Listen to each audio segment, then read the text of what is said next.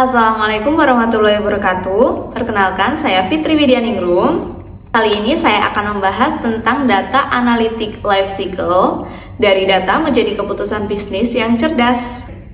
Pernahkah kita bertanya, mengapa aplikasi seperti Shopee bisa mengetahui produk yang mungkin ingin kita beli? Mengapa Netflix mampu merekomendasikan film yang sesuai dengan selera kita? Atau mungkin mengapa Gojek dapat memberikan promo yang terasa sangat relevan bagi penggunanya? Semua itu bukan terjadi secara kebetulan. Di balik layanan yang kita gunakan setiap hari, terdapat proses pengelolaan dan analisis data yang terstruktur. Dalam dunia big data, proses tersebut dikenal dengan istilah data analytic life cycle. Pada video ini, saya akan membahas mengenai data analytic life cycle, yaitu serangkaian tahap yang digunakan organisasi untuk mengubah data mentah menjadi informasi yang bernilai dan mendukung pengambilan keputusan bisnis. Materi ini merupakan pembahasan pada sesi 5 mata kuliah Bisnis Big Data. Di era digital saat ini, data menjadi salah satu aset terpenting bagi organisasi. Namun, memiliki banyak data saja tidak cukup. Data yang besar jumlahnya tidak akan memberikan manfaat apabila tidak dikelola dan dianalisis dengan baik.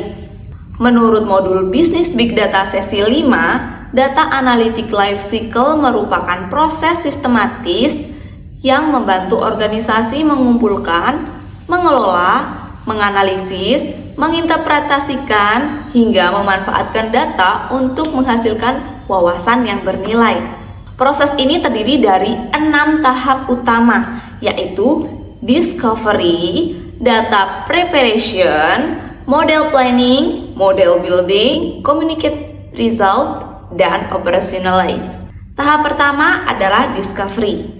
Menurut modul perkuliahan, tahap ini merupakan fase awal untuk memahami masalah atau peluang yang ingin diselesaikan melalui analisis data. Banyak organisasi gagal dalam proyek analitik bukan karena kekurangan data, tetapi karena mereka tidak memahami masalah yang sebenarnya ingin diselesaikan. Sebagai contoh, bayangkan sebuah perusahaan e-commerce mengalami penurunan penjualan. Pertanyaannya, apakah masalahnya karena harga terlalu mahal? Karena promosi kurang menarik? Atau karena pelanggan kesulitan menemukan produk yang dicari? Pada tahap discovery, perusahaan harus mengidentifikasi tujuan bisnis secara jelas sebelum mulai mengumpulkan data. Menurut saya, tahap ini sangat penting karena tanpa tujuan yang jelas, perusahaan bisa menghabiskan banyak waktu dan biaya untuk mengumpulkan data yang sebenarnya tidak relevan. Dengan kata lain, discovery adalah proses memastikan bahwa kita menganalisis masalah yang benar sebelum mencari solusinya. Setelah mengetahui masalah yang ingin diselesaikan, tahap berikutnya adalah data preparation. Pada tahap ini, data dikumpulkan dari berbagai sumber, kemudian dibersihkan dan disiapkan agar dapat digunakan untuk dianalisis. Mengapa hal ini penting? Karena dalam dunia nyata, data seringkali tidak sempurna. Ada data yang hilang, data duplikat, data yang salah, bahkan data yang tidak relevan. Misalnya, sebuah perusahaan memiliki data pelanggan dari website, aplikasi mobile, media sosial, dan transaksi penjualan. Semua data tersebut harus disatukan dan dibersihkan terlebih dahulu. Ada sebuah prinsip terkenal dalam analisis data, yaitu garbage in, garbage out. Artinya, jika data yang digunakan berkualitas buruk, maka hasil analisis yang dihasilkan juga akan buruk. Oleh karena itu, kualitas data menjadi fondasi utama keberhasilan seluruh proses analitik.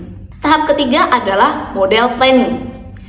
Pada tahap ini, tim analitik menentukan metode atau teknik yang akan digunakan untuk menjawab pertanyaan bisnis yang telah ditetapkan sebelumnya.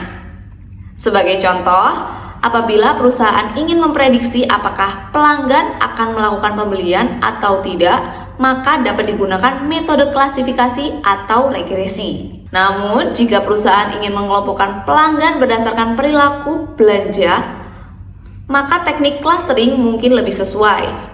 Tahap ini menunjukkan bahwa analisis data bukan sekedar menggunakan teknologi yang canggih, tetapi juga memilih metode yang tepat sesuai dengan kebutuhan bisnis. Selanjutnya, tahap model building. Pada tahap ini, model analitik mulai dibangun menggunakan data yang telah disiapkan. Data scientist akan menguji berbagai variabel dan algoritma untuk menghasilkan model yang paling akurat. Sebagai contoh, dalam studi kasus yang terdapat pada modul, perusahaan e-commerce menggunakan model untuk memprediksi kemungkinan pelanggan melakukan pembelian berdasarkan faktor seperti harga produk, diskon, ulasan pelanggan, ketersediaan stok, dan aktivitas pengguna di website. Namun, membangun model bukan berarti pekerjaan selesai. Model harus terus diuji dan dievaluasi. Jika hasilnya belum memuaskan, maka tim dapat kembali ke tahap sebelumnya untuk memperbaiki data atau memilih metode yang lebih tepat. Hal ini menunjukkan bahwa analisis data merupakan proses yang dinamis dan berkelanjutan. Tahap kelima adalah communicate result. Menurut saya, ini salah satu tahap yang sering diremehkan. Mengapa? Karena analisis yang sangat bagus tidak akan memberikan manfaat apabila tidak dapat dipahami oleh pengambil keputusan. Oleh karena itu, hasil analisis perlu diterjemahkan ke dalam bentuk yang mudah dipahami seperti grafik, dashboard, laporan, atau presentasi. Misalnya, daripada menampilkan ratusan angka statistik yang rumit, analisis dapat membuat visualisasi yang menunjukkan produk mana yang paling diminati pelanggan atau waktu kapan penjualan mencapai puncaknya. Tujuan utamanya adalah mengubah data menjadi cerita yang dapat dipahami dan digunakan untuk mengambil keputusan. Tahap terakhir adalah operationalize.